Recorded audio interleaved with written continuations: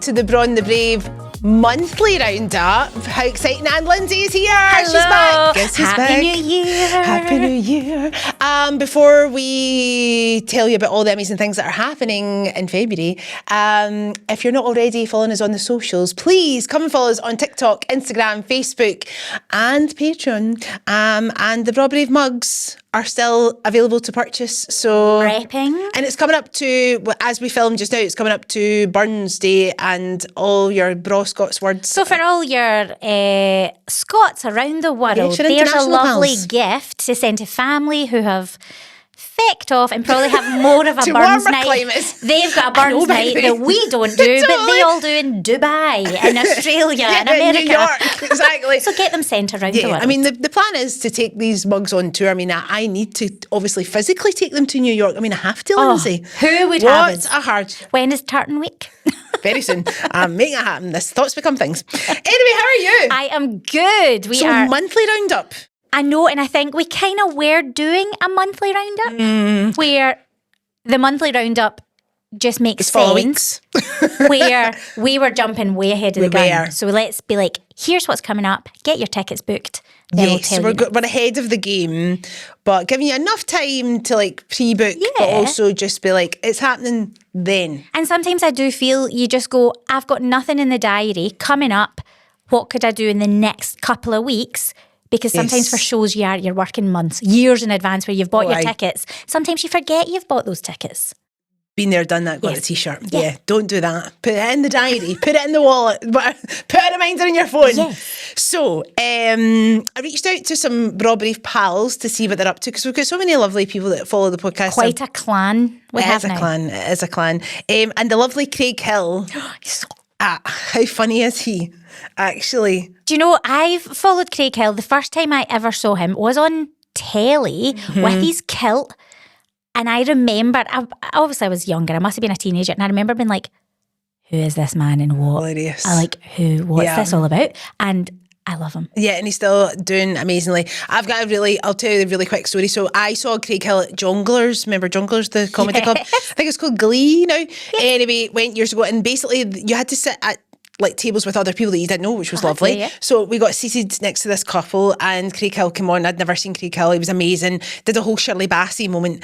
But the woman at our table, it was a couple, a kind of older lady than myself. She was very drunk and was obviously a Shirley Bassey fan and thought he was taking the mick out of Shirley Bassey. no. So then started to heckle quite loudly. That's brave. Who are you? I love Shirley. And then, is it your birthday? She said. So then everybody's looking at us like, You're with tell her. your mammy to be quiet. And I'm like, she's not my mum. And like, had to get removed. Wow. They were like, the bouncers were going, could you? And I was like, you sat us next to Note her. to self, if you're going to a comedy club, don't get yourself that drunk that you're going to So end drunk. up, one, heckling and putting yourself in the show, because that's never going to end well Yeah. for anybody. Yeah. Don't want to be in the front row, but definitely No. don't want to heckle. And then two, you're actually getting put out. So what a waste of a night. Oh, it was wet. Like, it was so embarrassing. I was like, I'm not even with her. And she was like, the whole room was looking at us. So yeah. And So I Craig bet Hill for me is Craig that Hill woman. handled it beautifully. Oh, yeah, like- Because he seems like a lovely human. Well, I have seen him in more recent times, and he is a lovely human, and he's friends with one of my pals. So I wanted to give him a shout because he is going to come on this podcast, but he's just so busy because he is in Eden Court at the end of this month in January. Then he's in McRobert on the 31st of January, and then Howden Park Centre in Livingston for 2 nights, 6th and 7th of February. Then he's going to Dundee Rep on the 13th of February, Adam Smith Theatre in Kirkcaldy on the 14th, Valentine's Day, and the Loretta School in Musselburgh on the 20th of February, and then he's got the Comedy Festival, Glasgow Comedy Festival in March. Oh, he's fair getting about. And if you've not seen his stuff, go and follow him on Instagram or Facebook or wherever you get your kind of content. He is hilarious. So Craig Hill is the one. Definitely go and see him this year. Brilliant. Well, I am saying that after the festive period and remortgaged the house with the amount I spent on tickets. Yes. On Pantos, like went to see 3, which was excessive, and only when I then was doing a wee bit of budget tracking, thinking, right, let's rein in the spend, and I'm like, I spent how much? Well, I think you should become a panto reviewer. Linz. Well, I could at Yes. this point. I mean, 3 fabulous Pantos. So I went to see the Pavilion, McRobert, and the Gaiety in Ayr. all fabulous. I mean, I've heard 6, 7 jokes till they're coming out of my ears. Abracadabra by Lady Gaga was in every one. K-pop Demon Hunters in every single one. Yeah. So if you only go and see one, they're amazing, and they were amazing. But having seen 3, I'm now like, there's some similarities here. Yes. But really, There's a formula. There is a formula. Jet 2 holiday jokes. Yes. So they were in all of them. So amazing. So funny. But now I've got no money. So, and I wonder if most Loving of your former self. I'm a shadow. Most of our audience might be feeling the same. So, to still support the arts and get out and do something nice in January, but not killing your budget, the cinema. And you might be thinking, what, Lindsay? We're not films. We don't do that. However, you can go to the cinema these days and see live opera. Not live, it's live from London. Yes. The National Theatre. I know. Live from London. So coming up in January, we've got La Traviata, Hamlet, Giselle the Ballet. Like, so all of these things that you can go and see with a reclined seat. With your icy, It's not really the theatre etiquette, so that's great. You can do that. This is it. Where I'm like, take a blanket. So we do take a blanket. Take a blanket, recline seat, your big squishy, your icy, your popcorn, and you're getting a wee introduction to the opera. Yes. And this all came about At a because fraction of the cost. Unfortunately. Absolutely. And opera is very much worth it, but I think it's about making it affordable for all. So I was saying, accessible for all. My colleague went and said, I'm going to the cinema to see the opera. I don't really know how I feel, but my pal wants to do it. She raved about it, said you got a wee synopsis. So you got a synopsis to explain it to you. Yes. It also had the subtitles, which you don't get in the theatre, which, unless you speak Italian, You're hoping for really good acting. you're like, am I going to even understand this? So as an introduction to, here's a gateway into the opera. Yeah. If you really love it, then you know it's an investment to go and see it. I'm going to enjoy it. But I think that's dead cool. Yeah, because knowing an opera singer, Monica McGee, that we both know, like, Monica is very much about making opera accessible. And I went to see her in a opera highlight show before, and With I one felt of like your the same poems. thing. I know, totally. She's phenomenal. But like that, she would be very, like, of the same kind of vein of, like, it's about making it accessible. Because I guess, just like people don't feel that theatre is the space for them sometimes, people feel like that about opera. So going to the cinema feels like, you're saying, like a kind of gateway into it. So we were laughing Plus, because no, it's obviously expensive. the panto for a lot of people is maybe the only time they go to the theatre, and it's certainly for younger audiences. That's the first time most kids are taken to the theatre is the panto at Christmas. So you're like, right, see if they love that and the momentum's there, save up. And then there are other things that you can go and see. Good shout, by the way. Love it. Yeah, and I've never been to one of these. Well, like, I now want to go and see La national theatre. Traviata because my friend was so complimentary about it and praised it to high health that I'm like, I'm going to do that one weekend You're and actually FOMO now. go You're and like, I want to go and see that. Going to go and see that at the cinema. Damn it, another ticket I need here.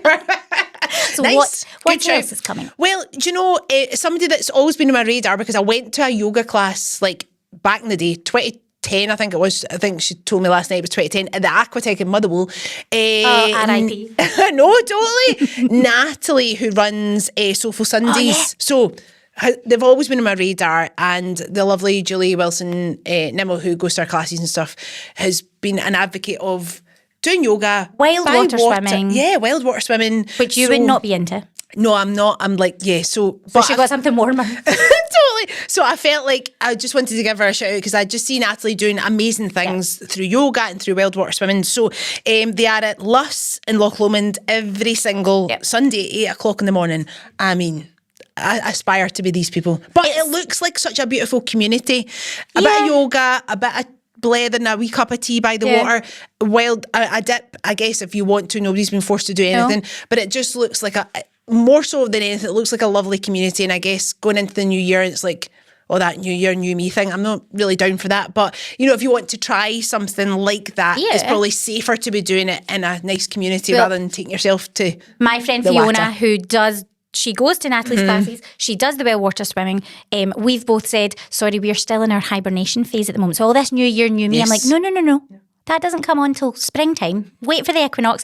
Actually, I'm still being a big bear in a cave, wrapped in a blanket, probably going to the cinema, eating snacks. That's fine. I'm not ready for New Year, new me quite yet. Quite yet. Talk to me in March time. Well, I don't think you have to change. So don't be anybody else but you. Don't change you. Don't change you. Thanks, pal. Thanks. Also, I guess along the lines of the kind of opera vibes, RSNO, again, I've never been to, well, I say that, recently I went to a film screening with a live orchestra. Insane. Terminator, by the way. One of the Terminator films.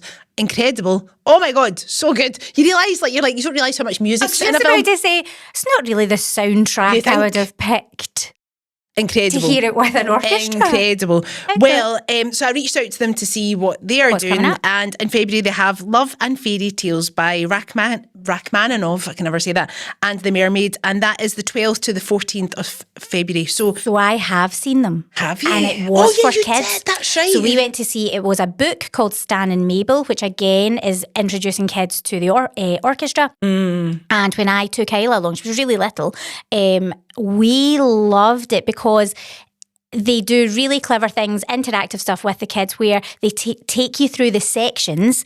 You're introduced to some of the kind of the musicians, but they're getting to hear live classical music. And again, it was goosebumps. And bless her, when we went to see it though, the story of Stan and Mabel is this: all the animals get together, they want to be in the music competition, they want to be an orchestra. They go along and try, and the judges don't let them win, but they then come back and say, well, you're not the best orchestra in the world, what about winning? But you're the best animal orchestra. So it is a happy ending. Not for my Isla. Bawled her eyes out.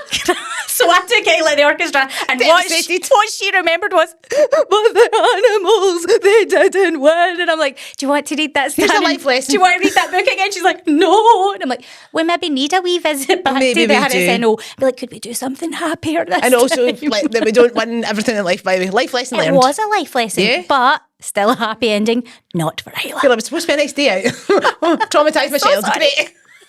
Well, talking of children, the other thing coming up, and we always give them a shout out, they are friends of the podcast, is the McDougalls. Oh, the McDougalls. They've got the Winter Wonderland, so we've got their wintry songs. It's no longer Christmas, but if you're looking for something in February for the kids to do, obviously they're on tour, so they do all their usual they're hot up in spots. Aberdeen this weekend, I know that much, because I saw them the other day. They're doing Aberdeen, they're doing Airdrie. So have a wee look on their website, and the tickets are still available. So again, kids under the age of maybe 7 or... I was going to say 6, 7. I feel that's everywhere. 6, 7. Kids under the age of 6, 7.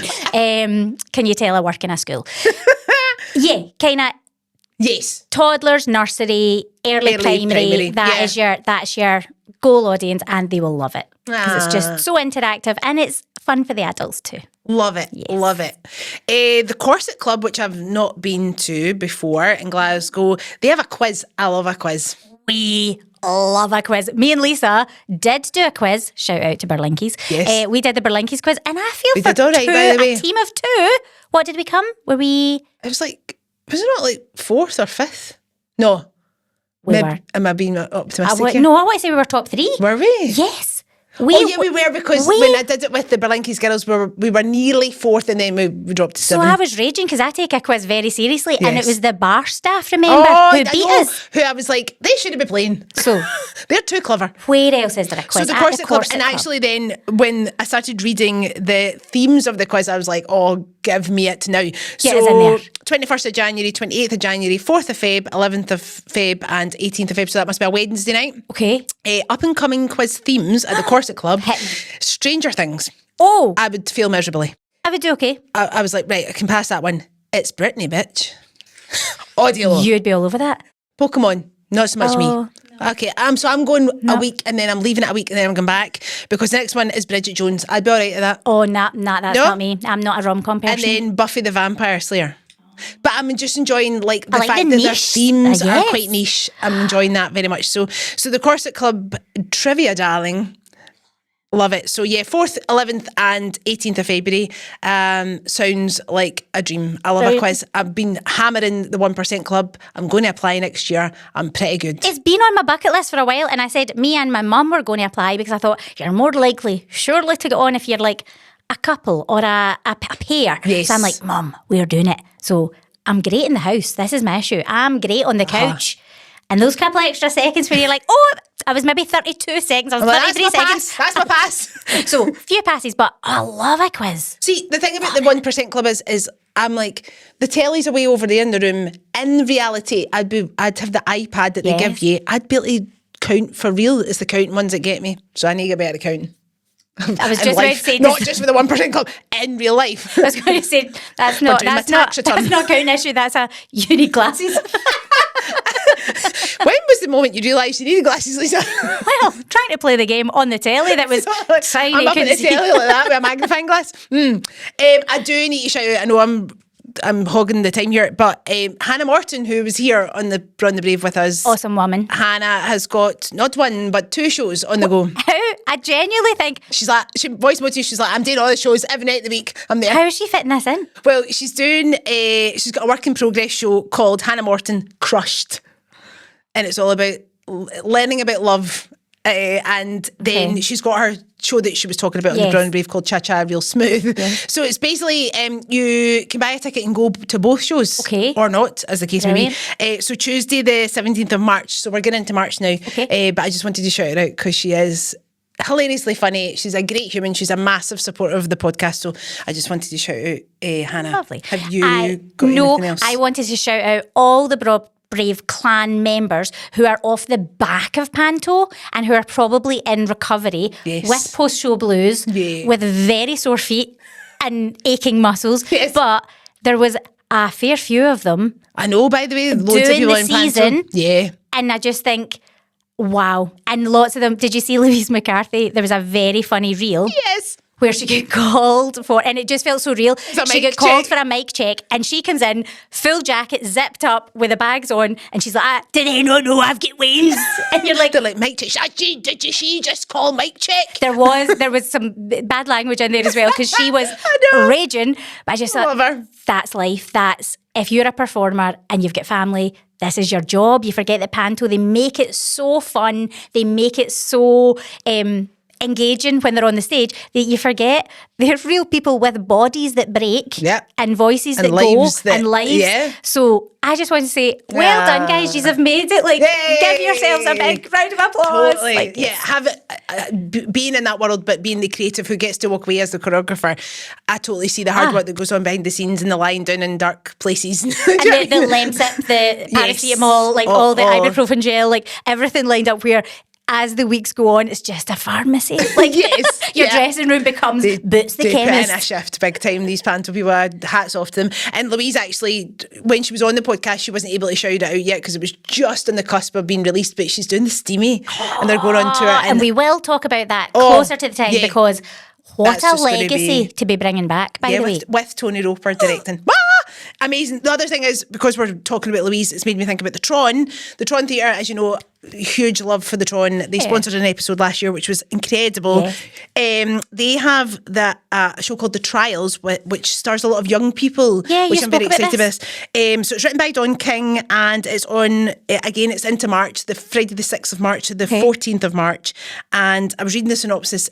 I'm very excited about this. I'm definitely going to go and see it. But the fact that it is a lot of young people that are in the cast, I'm like, this is what the Tron's all about. It's about nurturing talent and being supportive of the creatives in Scotland. So that felt like a bit of a whirlwind. It's like, whoa, we're back. Totally. I hope I didn't forget anybody. But well, then, if you have a show coming up or an exhibition or something that you want us to shout out, then you can be proactive and get in touch on the socials, and then that means we don't miss anyone out. Yeah, because when I messaged people, they were like, "Oh, that's so nice of you." I'm like, "Aye, like that's what we do. Can we not just be helping each other? That'd be lovely." Support the arts, because I'm like, if it doesn't exist, then we don't get to do this. We're not gatekeeping. No gatekeeping here. No gatekeeping here. Nope. And I'm so glad that you're back for the now month, because we're so busy. Monthly roundups it is. I mean, I've literally come straight from work and I'm like, who did we think we were when we thought we could do it on a weekly basis? It was ambitious, but because we're actually doing our own show just now. We're doing We Will Rock You. Get your tickets. Get your tickets. We'll talk about that for the March one. Airdrie Town Hall. So Town Hall. So we're in rehearsals. I do see you every week, now twice a week. But I don't get to talk to you. She just goes, hiya, and I'm like, aha, and I've got my head in a script. I stand as a fat-bottomed girl, fact, and get told what to do. I learn my lines, I do my dances, and then I'm like, bye, Lisa, I'm away home, then I go lie down. She's a good pal, and now she's on the Braw and The Brave. Do you know what I mean? Thanks. What a pal she is. Anyway, thanks, pal. I'll see you for the next monthly roundup, which will be March. Yes. We squeezed a few March bits in there. I was a wee bit cheeky there. So that we can give ourselves more airtime. Totally. I will stop talking now. Thank you so much. much for joining us on the Braw and The Brave monthly roundup, and we will see you next time. Bye for now.